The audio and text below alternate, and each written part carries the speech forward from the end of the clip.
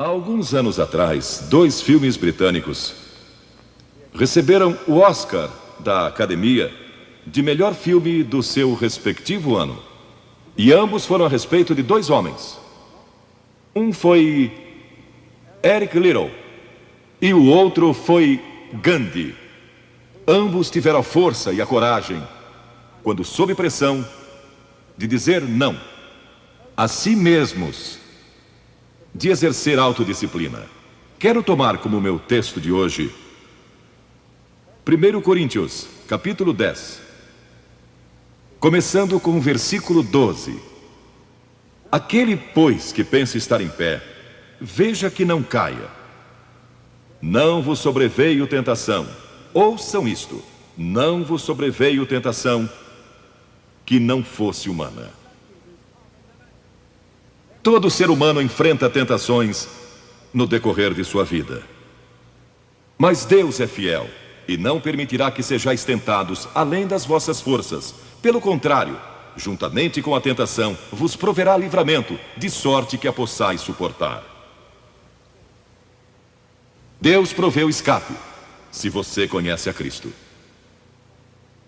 Bom, aqueles dois filmes tiveram um tremendo impacto sobre o mundo. O de 1982 foi Carruagens de Fogo, a história de Eric Liddell, um jovem que disse não a si mesmo e sim a Cristo. Ele surpreendeu o mundo quando se recusou a correr num domingo nas Olimpíadas de Paris de 1924.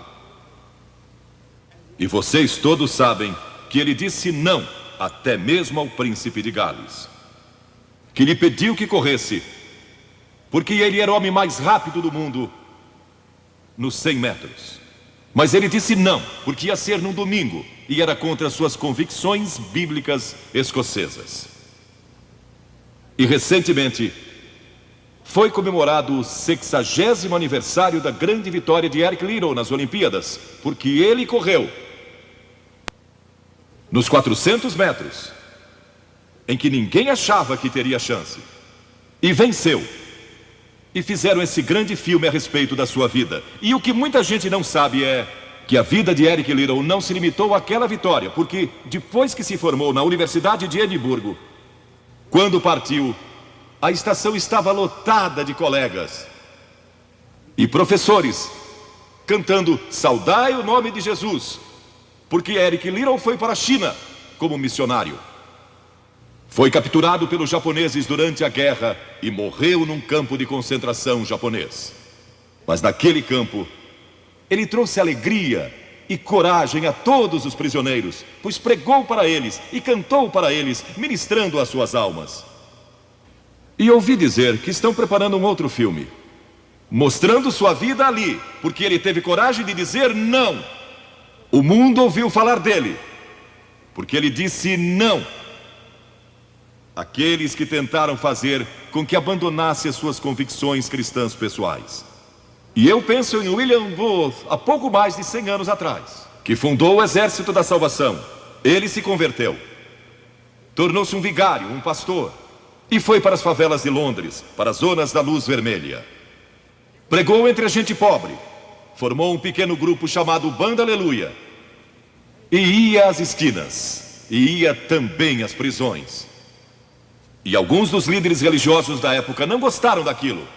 E assim ele foi chamado diante de uma conferência de líderes religiosos. E disseram: William Booth, você vai pregar onde nós o mandarmos, senão será excomungado. Ali estava ele, diante daquela vasta assembleia de pastores. Que podia dizer? Catherine Booth, que se tornou tão famosa quanto ele, sua esposa, estava na galeria e abanou o seu lenço gritando: William, diga não! E William obedeceu sua esposa e disse não. E assim nasceu o Exército da Salvação.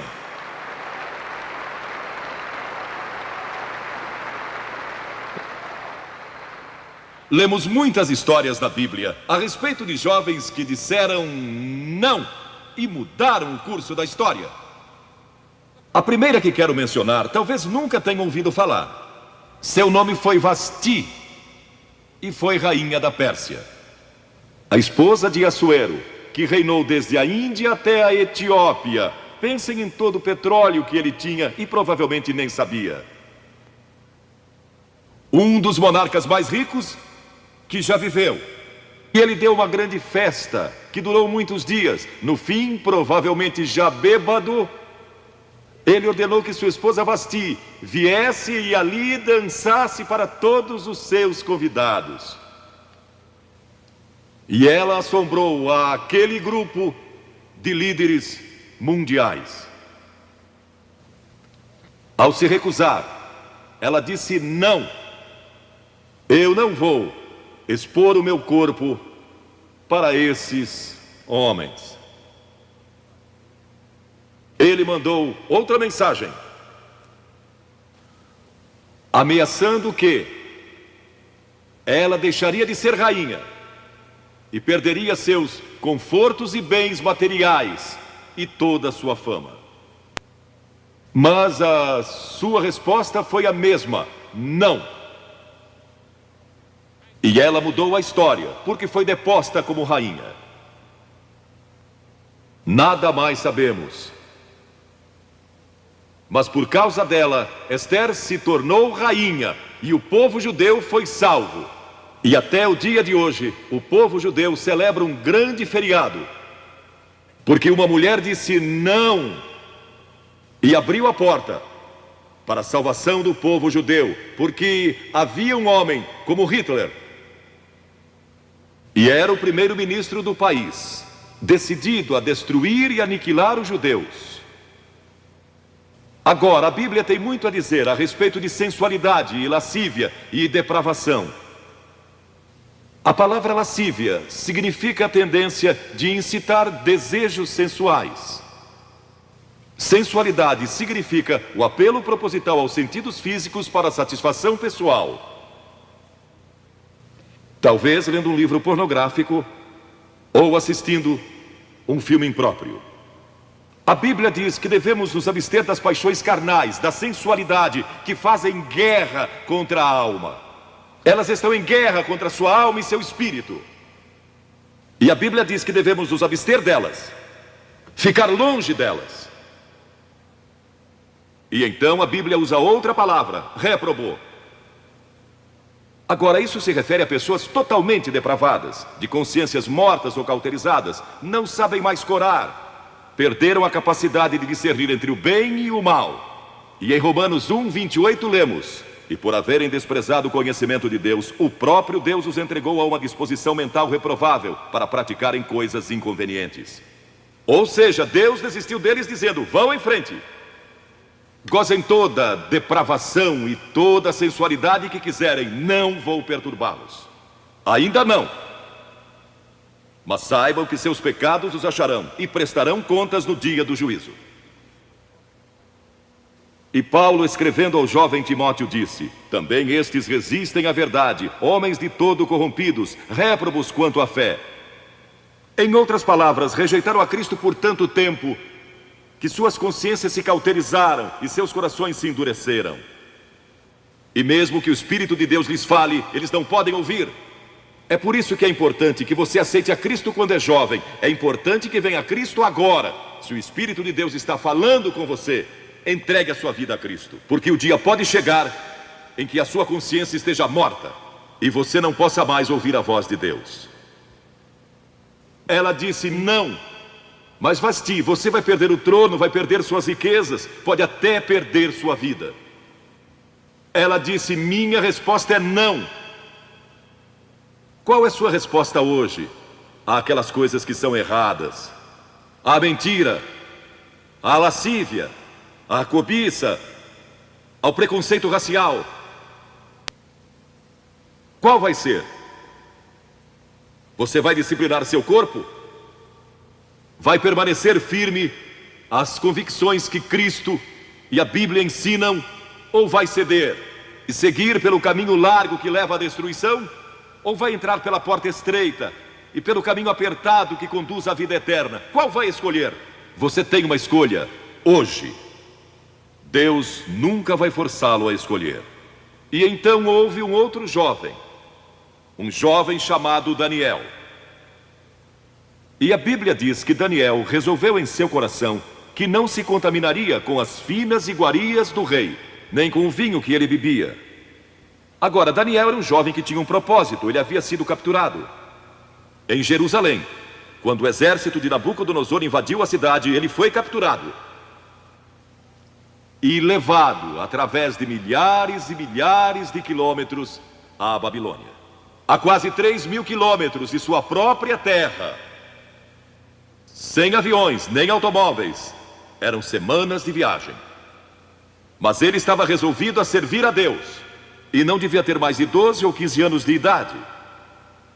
E Nabucodonosor, o grande rei, levara cativos de Jerusalém para a Babilônia, e ordenou que aqueles jovens, em quem não havia defeito, de boa aparência, instruídos em toda a sabedoria, fossem ensinados em sua corte, para que ele pudesse usá-los. Ele queria usar aqueles jovens judeus, porque sabia que eles tinham um dom especial.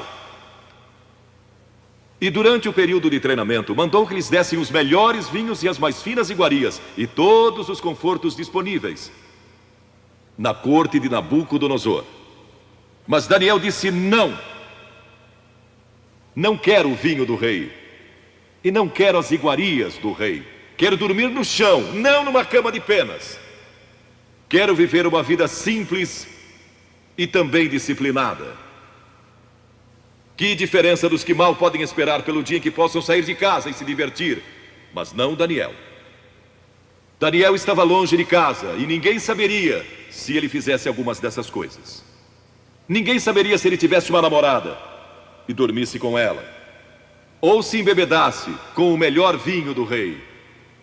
Ninguém saberia lá em Jerusalém, e ele poderia ter se tornado muito popular. Mas esse primeiro não, quando jovem, preparou-o para o grande não, quando era primeiro-ministro da Babilônia, e foi lançado na cova dos leões, porque não abandonou sua fé em Deus.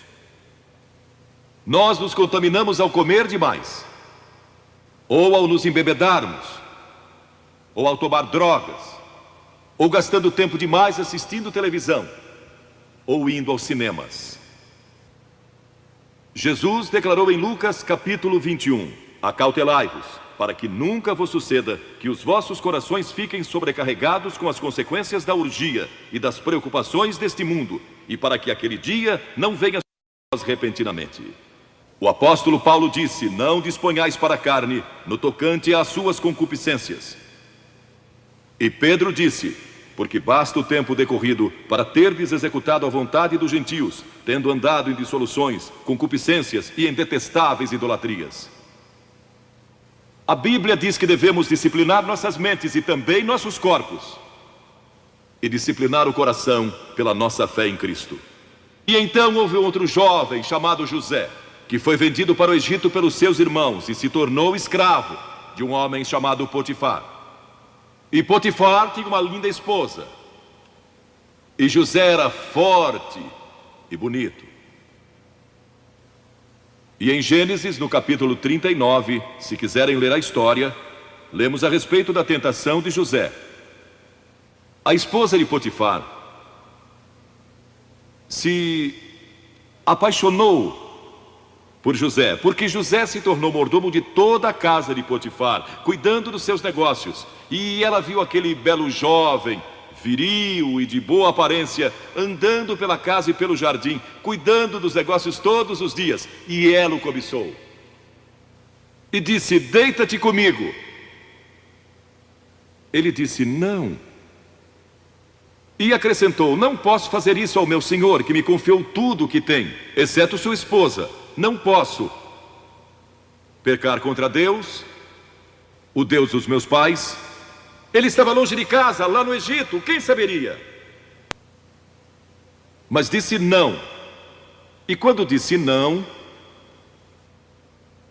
na última vez, ela o agarrou e ele fugiu dela, deixando sua capa.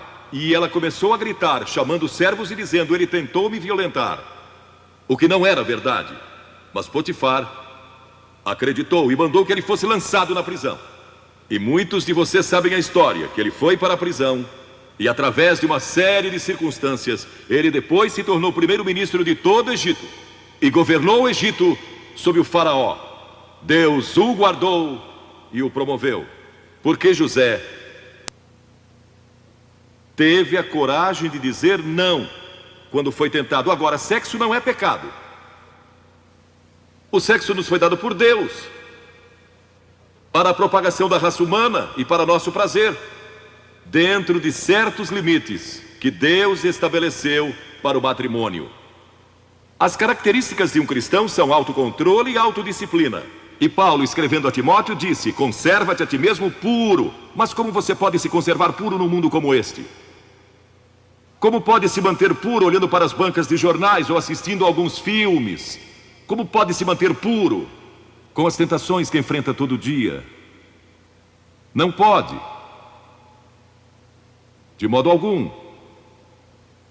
exceto se Cristo está em seu coração, Ele lhe dará força e o poder, porque nenhuma tentação lhe sobrevirá.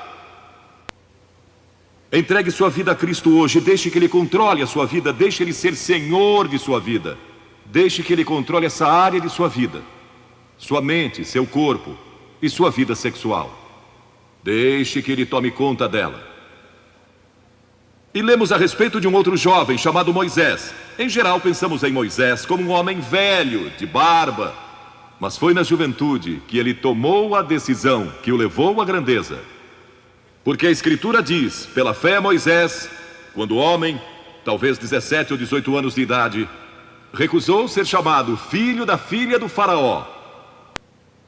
Recusou. Ele fez uma escolha, preferindo ser maltratado junto com o povo de Deus, a usufruir prazeres transitórios do pecado. Agora, observe que ele estava no Egito. Era filho da filha de Faraó, herdeiro do trono do Egito. E talvez seria o próximo Faraó. Mas ele fez uma escolha, porque sabia que seu povo, o povo de Israel, era escravo dos egípcios. E ele teve que tomar uma decisão no auge da sua glória. E no auge de tudo o que lhe foi oferecido. E ele disse não a Faraó: não vou ser seu filho, prefiro sofrer e morrer com o meu povo e servir o Deus vivo e verdadeiro. E foi exatamente o que ele fez. E conhecemos Moisés hoje como um dos grandes homens da história. Ele rejeitou os prazeres transitórios do pecado. E há uma diferença entre prazeres e alegria. Quem ama os prazeres empobrecerá, diz a Bíblia.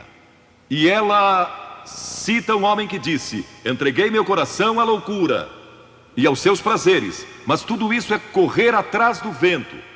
Quem vive em prazeres está morto, embora viva, amando os prazeres mais do que a Deus. A Bíblia diz que há pessoas que amam os prazeres mais do que amam a Deus. É o seu caso? Você ama Deus mais do que ama prazeres pecaminosos? Não falo de esportes e todas essas coisas maravilhosas que temos. Falo de prazeres pecaminosos. Mas a alegria é produzida pelo Espírito Santo, e há centenas de passagens que falam dessa alegria. Você pode ter alegria, mesmo quando não tem prazer, porque a alegria é profunda. O anjo disse aos pastores naquela grande noite: não temais, pois vos trago boa nova de grande alegria, que o será para todo o povo. E mesmo no sofrimento, quando você recebe a Cristo, Deus não remove o sofrimento. Ele não remove todos os problemas e as dificuldades da sua vida. Não faz isso. Ele não promete, se você está desempregado, conseguir um emprego amanhã se você aceitar a Cristo hoje à noite. Ele promete que lhe dará graça e força e alegria em qualquer situação. Bem-aventurados sois quando os homens vos odiarem e quando vos expulsarem da sua companhia, vos injuriarem e rejeitarem o vosso nome como indigno, por causa do Filho do Homem. Regozijai-vos naquele dia e exultai. Ele disse: quando vierem a mim e tiverem problemas e tribulações e as pessoas odiarem vocês, ele disse: exultai, porque grande é o vosso galardão lá no céu, pois dessa forma procederam seus pais com os profetas. Todos que viverem piedosamente em Cristo serão perseguidos, a Bíblia diz. Ainda haverá sofrimento. Jesus disse: quem não tomar a sua cruz e negar-se a si mesmo, não pode ser meu discípulo. Moisés escolheu a alegria de seguir a Deus, em vez da vida de prazeres no Egito. O que você está seguindo? Qual é a sua escolha nesta hora? E então o último é Jesus. Jesus foi tentado em todas as coisas à nossa semelhança, mas sem nenhum pecado. Quer dizer que Jesus foi tentado a mentir? Sim. Que Jesus foi tentado a cobiçar? Sim. Que ele foi tentado a adulterar? Sim. Que Jesus foi tentado a roubar? Sim. Ele foi tentado em todas as coisas, como nós, mas sem pecado. Como ele teve vitória sobre a tentação? A Bíblia nos diz, no capítulo 4 de Mateus, e em muitos outros textos, mas vou falar só deste. O diabo veio a ele quando ele estava faminto e sedento e disse: se és o Filho de Deus, manda que estas pedras se tornem em pães. Observem que ele tentou colocar dúvidas na mente de Jesus quanto à sua identidade. Agora, Jesus era o Filho de Deus, nascido de uma virgem, Filho de Deus, que foi ressuscitado dos mortos pelo poder de Deus e está vivo hoje. Mas o diabo pôs dúvidas em sua mente. Ele estava fraco e cansado e faminto, um ser humano. Ele não enfrentou o diabo como Filho de Deus, enfrentou-o como homem. E ele sempre respondeu citando as Escrituras. É por isso que você deve decorar as Escrituras. Nem só de pão viverá o homem, mas de toda palavra que procede da boca de Deus. Jesus disse que há uma coisa que é mais importante que a comida, e sexo, e coisas materiais. É sua vida espiritual. E então ele disse: se tu és o Filho de Deus, atira-te abaixo, porque está escrito: aos seus anjos ordenará a teu respeito que te guardem, para não tropeçares. E Jesus de novo respondeu: está escrito, não tentarás o Senhor teu Deus. E então o diabo levou a um alto monte e lhe mostrou todo o futuro do mundo, todos os reinos que ainda estavam por vir. E lhe disse: se dobrares o teu joelho e me adorares, eu te darei todos os reinos do mundo e sua glória. Jesus não argumentou se ele podia fazer isso. O diabo pode dar-lhe qualquer coisa. Alguns de vocês estão vendendo as suas almas por nada, coisas sem valor. A Jesus ele ofereceu o mundo todo, mas ele sabia que a cruz estava esperando por ele, e o único meio de salvação para o mundo era a cruz. Se tivesse obedecido o diabo, nós nunca teríamos tido a oportunidade de sermos salvos e perdoados. Jesus teria tomado um atalho e nós estaríamos perdidos. Mas Jesus disse: está escrito, ou melhor, começou dizendo: retira-te, Satanás, porque está escrito, ao Senhor teu Deus adorarás e só a Ele darás culto. E assim o diabo deixou, e anjos vieram e o serviram. Observe como Jesus enfrentou o diabo ao ser tentado. Primeiro, ele citou as Escrituras. Segundo, ele estava cheio do Espírito Santo. E terceiro, estava na vontade de Deus. Você está disposto a dizer não às tentações do diabo?